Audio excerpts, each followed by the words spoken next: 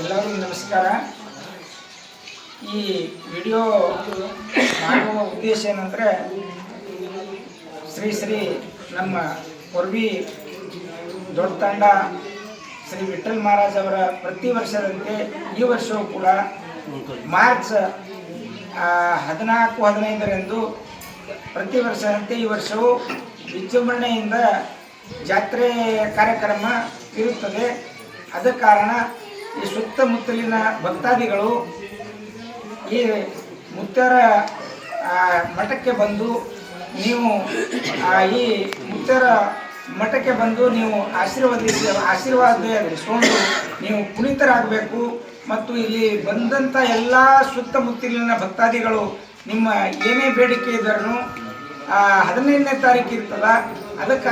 ಅದ ಕಾರಣ ತಾವು ದಯಾಳುಗಳು ಎಲ್ಲ ನಮ್ಮ ಭಕ್ತಾದಿ ನಮ್ಮ ಶ್ರೀ ವಿಠಲ್ ಮಹಾರಾಜ್ ಅವರ ಭಕ್ತಾದಿಗಳು ಮತ್ತು ಅನುಯಾಯಿಗಳು ಎಲ್ಲರೂ ಬಂದು ಎಲ್ಲ ರಾಜಕೀಯ ಗಣ್ಯರು ಮತ್ತು ನಮ್ಮ ಮಠಾಧೀಶರು ಅವತ್ತು ಧರ್ಮಸಭೆ ಇರ್ತದೆ. ಈ ಸಭೆಗೆ ನೀವು ಎಲ್ಲರೂ ಈ ವಿಡಿಯೋ ಮುಖಾಂತರ ನಿಮಗೆ ಎಲ್ಲರಿಗೆ ನಾವು ಮನವಿ ಮಾಡ್ತೀವಿ.